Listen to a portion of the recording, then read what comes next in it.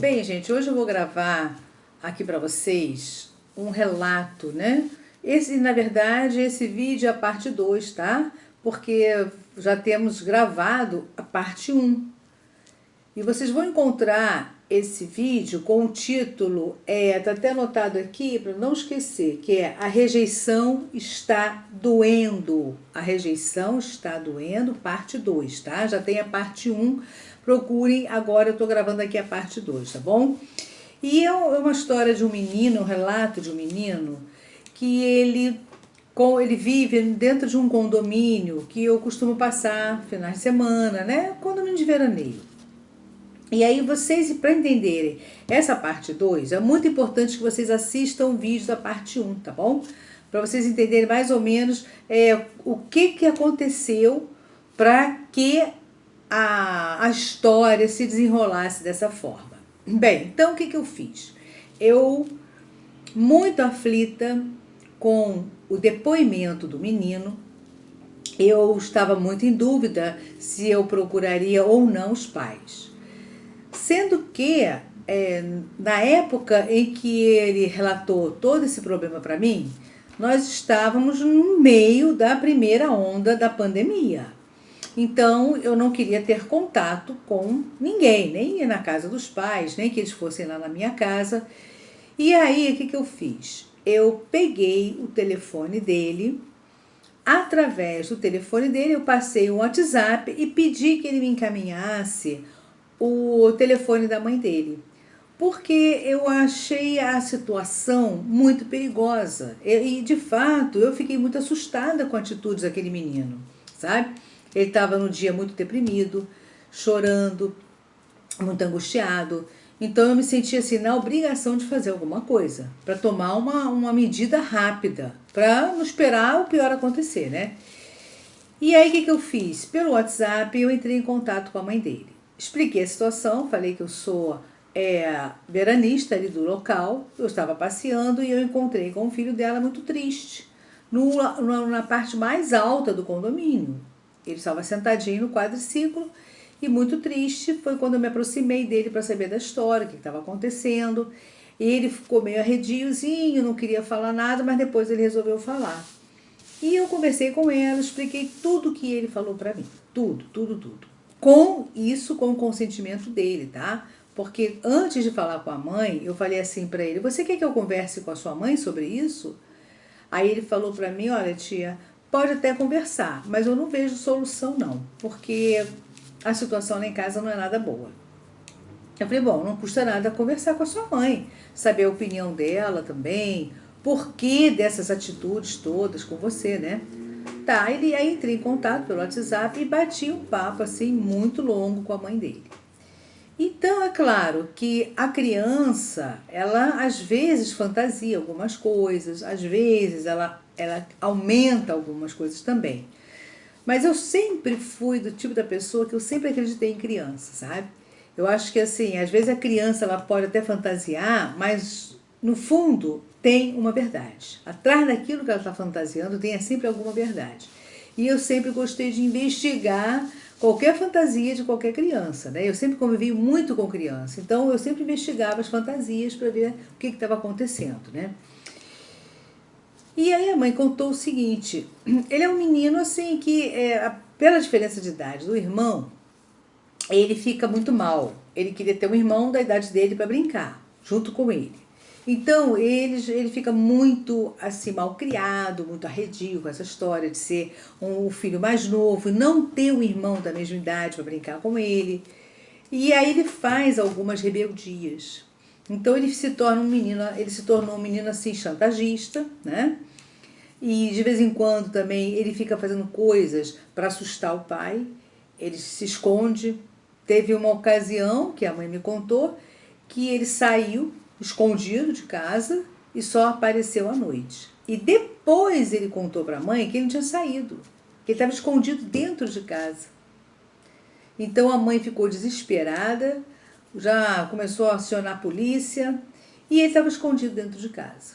Então ela falou: olha, Marta, eu sei que essa situação do meu filho é uma situação complicada.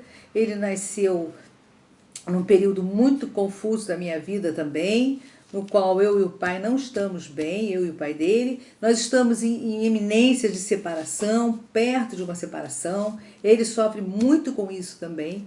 E agora, então, que nós estamos próximo a uma separação, ele começou a chantagear muito mais. Muito mais. Então ele faz coisas muito ruins com a gente. Ele tem atitudes assim que não parece nem que ele é uma criança. Ele parece um adulto que ele fica arquitetando tudo, arquitetando tudo. E ele me vê preocupada, nervosa, ele ri, parece que aquilo não está incomodando ele, sabe? E ele cria problema também com o irmão. Então o que ele faz? Ele faz um monte de coisa errada e ele quer que o irmão assuma a culpa dos erros dele. Então nós estamos assim lidando com ele dessa forma para ver se a gente corrige isso. Porque eu estou muito preocupada e eu estou vendo que eu vou ter que internar meu filho. Eu vou ter que internar para fazer um tratamento psiquiátrico muito forte nele, porque ele está se transformando numa criança. Ao mesmo tempo que ele é uma criança, ele tem instinto adulto. E ele está se tornando uma pessoa assim muito ruim, né? E nós estamos muito preocupados com isso. Então, quando ele relatou para você essa história, Marta, a história está lá no primeiro vídeo, tá? Quando ele relatou para você essa primeira história, ele realmente falou a verdade. Agimos daquela forma realmente com ele, sendo que antes desse episódio, ele já tinha aprontado uma horrível. Por quê? Ele desceu para dar um mergulho, foi com os amigos para dar um mergulho, e o que ele fez? Ele mergulhou. Por baixo d'água, ele foi parar lá do outro lado da pedra, sendo que os amigos não encontraram mais ele. Então os meninos entraram em pânico. Ele ficou escondido lá do outro lado da pedra, ninguém conseguia vê-lo e os meninos estavam achando que ele tinha afogado. E aí correram lá em casa, desesperados, porque ele afogou, porque ele mergulhou, depois não apareceu mais, e nós já mergulhamos e não encontramos, e disso, a mãe, ela falou, olha, eu entrei em desespero, Marta, eu desmaiei, meu marido também ficou apavorado, e nós já estávamos naquela de acionar bombeiros, né, o pessoal da guarda ali, da salvamento, até que eu quase que morri do coração, e de repente ele aparece rindo. Ele entrou pela porta da sala e rindo. O que está acontecendo? E ele sabia exatamente o que estava acontecendo, porque a atitude dele foi proposital. Ele queria justamente fingir de afogado, né? Sumir, e ele queria que os amigos fizessem o que os amigos fizeram. Foram na minha casa comunicar o afogamento dele. E aí, imagina o dramalhão, meu marido passou mal, eu também, meu filho também, os amigos desesperados, os pais também, todo mundo lá em casa, aquela confusão toda, e assim, uns minutos depois ele aparece rindo, e rindo de todo mundo, sabe? Rindo de todo mundo, fazendo aquela carinha assim de menino ingênuo, mas ao mesmo tempo já com tudo premeditado. E aí ele falou assim, vocês são todos uns bobos. Ele usou um outro termo, né? Eu só estava nadando. Aí os colegas falaram assim para ele, não, você mergulhou e nós não vimos mais você. Porque nós estávamos brincando na beirada ali, todo mundo batendo papo, e quando você mergulhou, eu não vi que você levantou da água. Você sumiu. Aí ele riu, eu me escondi mesmo de propósito, eu queria dar um susto em todo mundo, mas tudo bem, agora eu estou de volta e podem acalmar. Isso assim, numa paz incrível, e vendo a mãe no estado que estava. Então, naquele mesmo dia que ele fez o que fez e que a mãe repreendeu e o pai também, ele já tinha aprontado isso antes. Então, vocês vejam bem. Ele, no primeiro vídeo, vocês vão entender o que eu estou falando. Ele realmente falando me causou muita angústia, muita peninha dele, né? Aquela sensação assim, eu não sou uma pessoa de sentir pena de ninguém. Eu acho que pena não é um sentimento bom, sabe? Mas sabe aquele momento em que a pessoa está tão fragilizada que mesmo você não querendo, de compaixão a pena, sabe? Eu sou mais de sentir compaixão pelas pessoas, não pena. Mas foi uma mistura de tudo, porque ele chorava muito, e ele se dizia assim, muito rejeitado e tal. E eu fiquei com muita compaixão por ele, muita pena. Falei, gente, o que vai ser desse menino? Fiquei muito preocupada. Então, gente, é o seguinte, ela não está podendo agora fazer nada por causa do Covid, está tudo parado, né, a pandemia, e ela e o marido chegaram à conclusão que o filho tem que ser internado, porque eu continuo em contato com ela, e ele continua aprontando.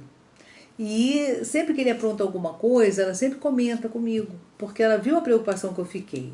Sendo que eles agora vão passar essa temporada nesse lugar, lá de férias, vão passar Natal, vão passar Réveillon, e foi o que ela falou. Quando terminar tudo isso, em janeiro, tendo vacina ou não, eu vou internar meu filho. Porque nós já chegamos a um ponto de não aguentar mais. Ele não tem mais limite para as maldades dele. Então, eu pergunto às vezes, que espírito é esse, meu Deus? Que está encarnado no meu filho? Que não deixa meu filho em paz, ele está sempre aprontando coisas horríveis, maltratando a gente, fazendo coisas absurdas comigo, com o pai, com o irmão. Então ela chegou a essa conclusão, que a partir de janeiro ele vai ser internado numa clínica psiquiátrica para passar por esse tratamento mais radical, porque se ela esperar um pouco mais, começa a ficar como é uma bola de neve, né? Ele tem um problema psíquico, daqui a pouco começa a aumentar, vai partindo para outros problemas neurológicos, problemas psicológicos, sentimentais, emocionais. Ela me explicou mais ou menos o que o psiquiatra conversou com ela sobre o estado dele, a evolução do problema dele, né? E ele pode se tornar até um menino perigoso.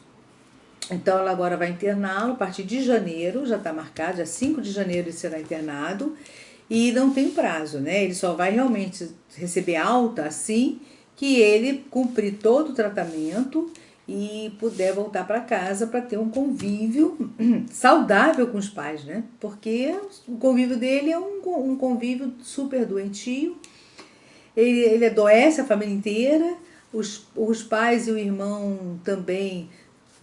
Tem dias que tá todo mundo, sabe, cansado, porque ele tem que estar tomando conta dele, não pode largar ele sozinho, mas ao mesmo tempo que estão tomando conta dele, ele também está aprontando com todo mundo, é de uma rebeldia horrorosa que ela falou, e não me passou isso, gente, confesso. Quando eu conheci o menino, eu achei simplesmente que ele era um menino dócil, é um menino muito respeitador, que o tempo todo que ele falava comigo, ele me chamava de tia, a senhora, com um tom de voz bem tranquilo, sem gritar, sabe? E não, foi muito gentil comigo, muito educado, o tempo todo comigo. Só que ela me falou uma coisa tão estranha, né? Eu não sei nem se existe, gente. Não é o meu ramo, né? Mas ela falou que ele tem um quadro de psicopatia infantil. Eu não sei, eu sei que existe em adultos, né? Em pessoas adultas. Mas eu não sei se existe em crianças, juvenil, essa coisa juvenil, né? Criança, pré-adolescente, adolescente. Acredito até que sim. Então ela vai depois me colocar em contato com o psiquiatra dele, né? E eu vou conversar também, que eu fiquei bem interessada em conhecer essa linha que eu não conheço, psicopatia infantil. Como uma criança pode arquitetar maldade, pode fazer maldade, né? Ela aparenta ser uma criança dócil, amável, só que no fundo ela está na cabecinha dela arquitetando coisas ruins. E quando ela tem uma sensação de rejeição, ela fica perversa. E é o menino assim, quando os pais, ele apronta alguma coisa e os pais chamam a atenção dele, repreendem ele fica perverso.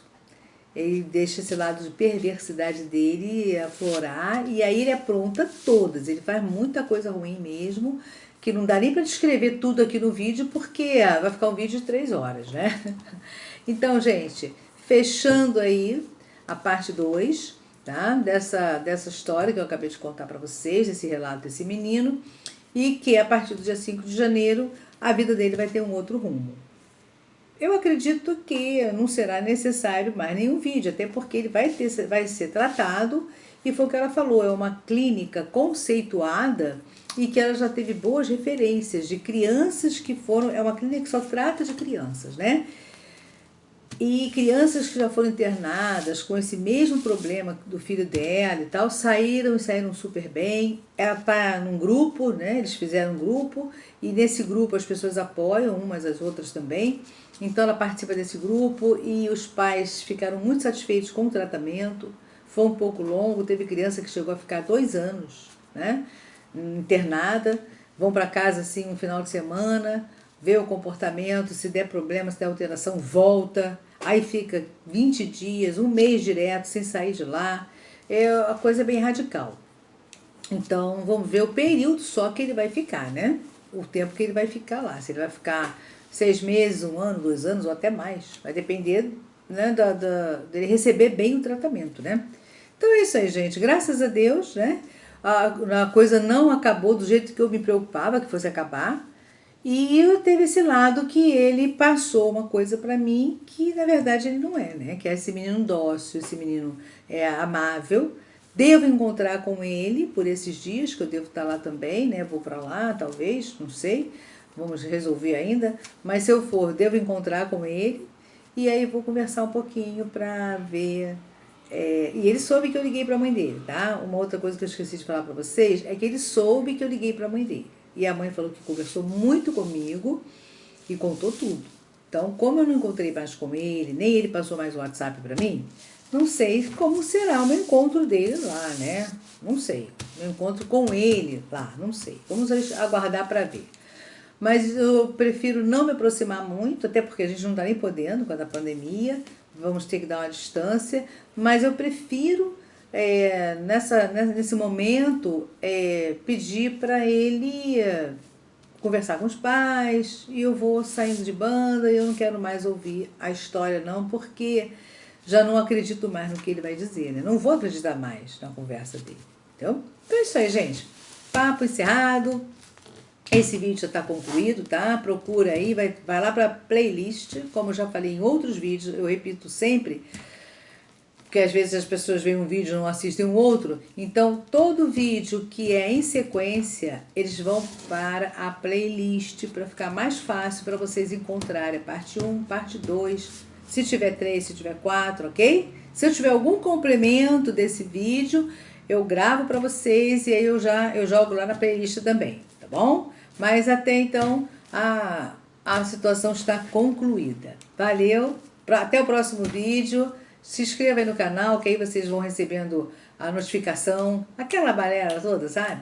Porque, na verdade, para mim, assim, a inscrição de vocês é mais para que vocês possam ter acompanhamento dos novos vídeos, tá? Porque eu faço isso de lazer, não é minha intenção me profissionalizar, até porque eu não quero ter essa responsabilidade enorme de me profissionalizar nisso, monetizar meu canal, e aí eu vou ter que ficar presa a tantos vídeos por semana, de tantas horas, tantos minutos. Isso, para mim, a minha função aqui é ajudar as pessoas. Então, eu tenho esse meu canal aqui para relatar para vocês o desabafo das pessoas, os desabafos das pessoas e poder ajudar outros que estão ouvindo e não sabem o que fazer. Pelo menos a gente vai dando uma direçãozinha aí entre uma história e outra, ok? Bye, bye, até o próximo vídeo. Tchau, tchau.